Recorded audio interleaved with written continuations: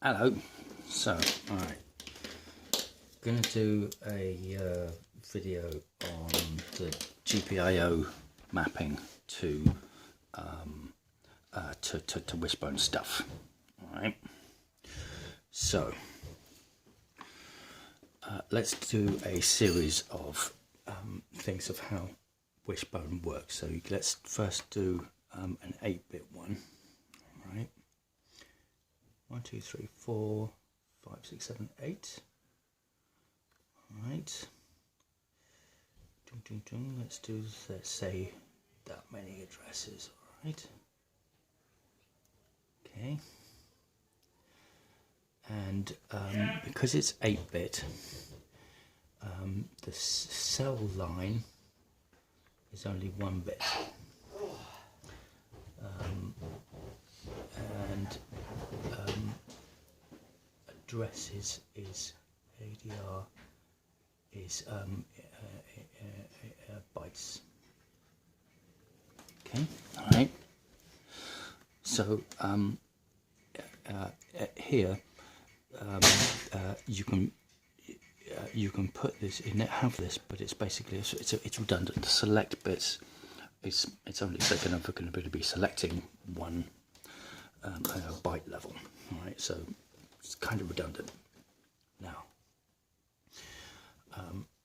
so here will be 0, that will be 1, that will be 2, 3, 4, 5, right? Okay. Now let's do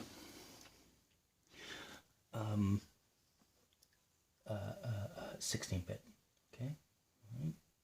1, 2, 3, 4, 5. I'm going to put a comma there. 1, 2, 3, 4, 5, 6, 7, 8. 1, 2, 3, 4, 5, 6, 7.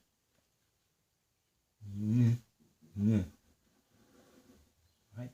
Now let's say that cell is still only 1 bit. Okay, and the address is in half words. Okay, all right. What this means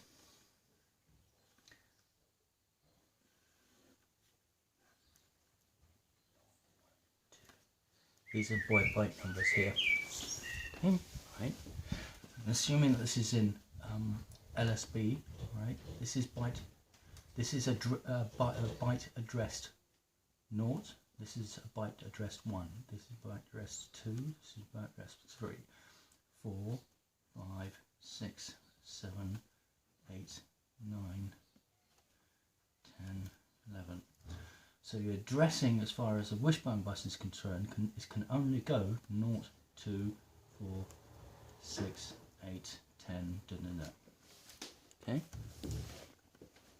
But because cell equals 1, you can only read or write 16-bit quantities at a time. Okay? Now let's set cell equal to 2 bits.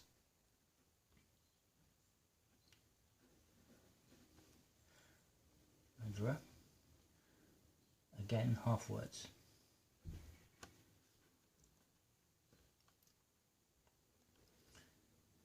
1, 2, 3, 4, 5, 6, 7, 8. 1, 2, 3, 4, 5, 6, 7, 8.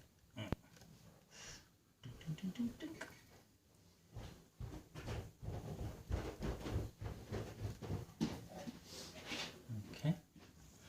Now again, the addressing is 0, 1, 2, 3. These are byte numbers. 4, 5, 6, 7, 8, 9, 10, 11. Again, the wishbone address bus levels, you can only have 0, 2, 4, 6, 8, 10. Where here you're addressing your address lines on the wishbone bus, and when it's a 8-bit wide, you can have 0, 1, 2, 3, 4, 5, 6, 7. Here, with these half words, you can only have 0, 2, 4, 6, 8, 10, because that's the bus level granularity. But what you can do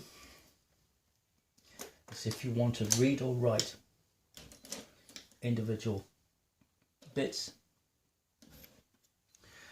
Then you set, let's use a red pen, cell equals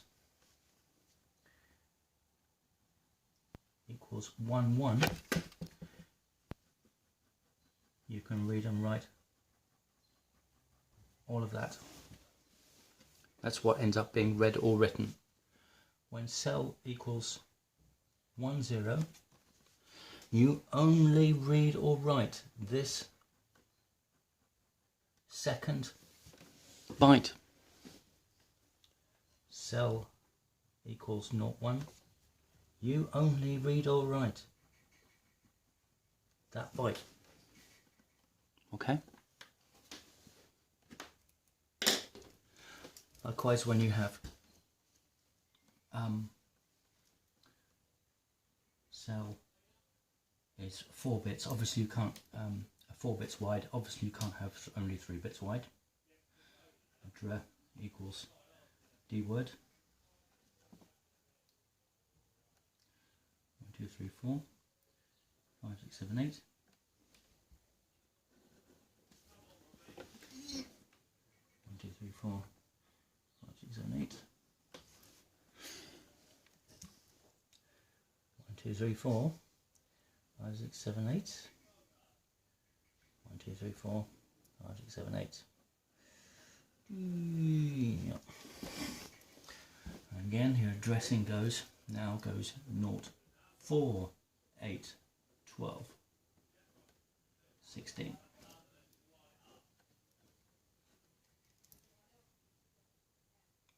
Oh, very funny. I managed to make that 9 pixel line squares. And here you can have up to 16 different combinations. So let's say cell equals in binary 1 0 1 1, then that would read or write to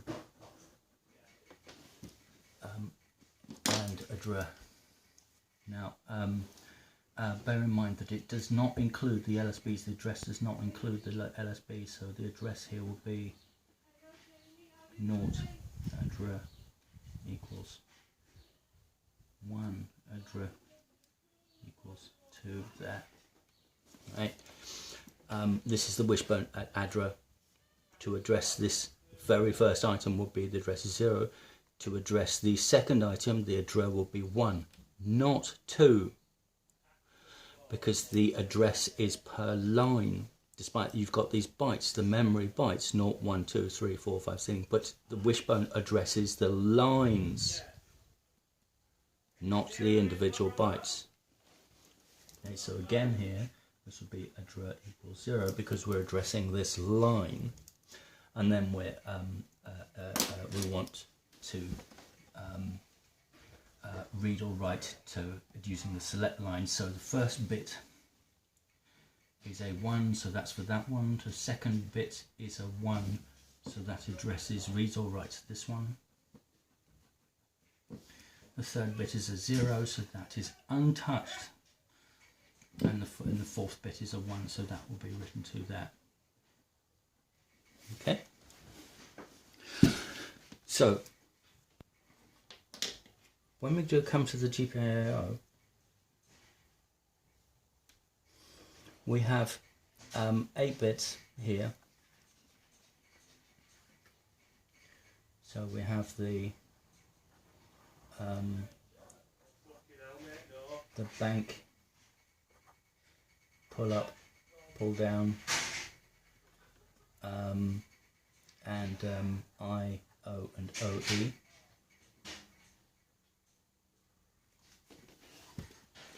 These can map directly onto these. So when so we've got these banks like this, and this is GPIO number 0. This is number 1, 2, 3, 4, 5, etc.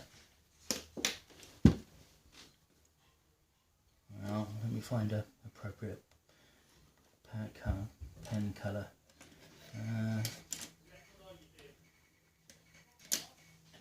let's use the red one again. Right.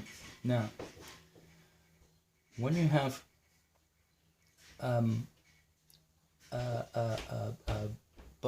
byte width wishbone, and obviously only one select line, then it's pretty obvious you have a one-to-one mapping. Right. When you have this one, which is the half words, but with the select line equals to 1, it's critically important to appreciate 1, 2, 3, 4, 5. GPIO. You can't. It's not safe to. Okay. Well. It's very inconvenient to have GPIO, multiple GPIOs written to at the same time. Bear in mind, when the select width is 1, but you've got half words here, you can only read or write 16 bits at a time. So you're only ever going to be reading or writing 2 GPIOs at once. Well, that's kind of because this one would go into, the first one here would go into that byte, and the second one will go into that byte there. It's a dumb design. It's not a very sensible design. So in this case, what we do is do a direct mapping here. Okay. All right. And just disregard this upper half entirely. Okay. Now, in this case, there is room. So in this one, you have to do two select lines. So we can do individual byte mapping, and it's pretty obvious. The most logical thing to do will be to have it like this.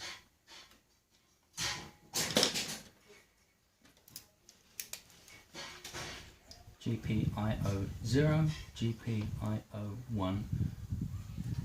There, GPIO goes in there, GPIO 1 goes in there, GPIO 2, GPIO 3, GPIO 4, GPIO 5, 6, 7, 8, 9, 10, 11. If you look closely, these byte numbers match exactly. Yeah. Ta-da. Okay. I won't do this case because it should be pretty obvious that you'd end up with, again, you've got exactly the same. You've got the byte numberings here. These are the byte numbers: 1, 2, 3, 4, 5, 6, 7. Right. So, your mission, should you choose to accept it, is to do the mapping of the GPIO sequence numbers onto bytes, individual bytes, and you should be able to do it in a very simple and straightforward way, where you can assume that it's perfectly okay to do a for loop from 1 to 1, or I mean from 0 to 0. Right. Don't try and special case if you have address level, if you work out that that you're doing byte level access. The tricky bit is which I would just suggest you just do an exception for now and just don't bother with, is this one. Right, it's if it doesn't fit, because the select lines, that there will be some wasted space. Just don't bother. Right, just do an assertion there, and only cater for this case where you've actually got actual byte level line access, and you'll need to basically then the assertion that you want is something like assert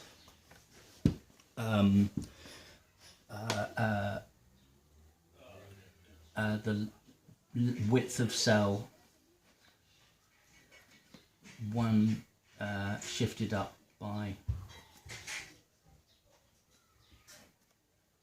that will give you the number of the granularity of the thing times 8 equals len of the data, or dat r or dat w.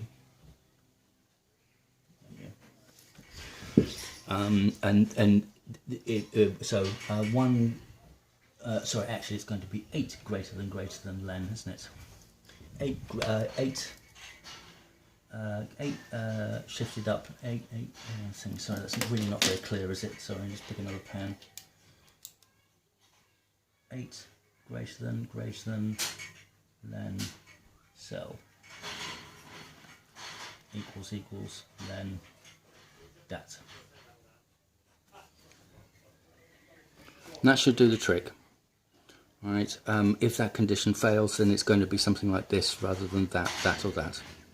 All right. Cool. All right. Good luck.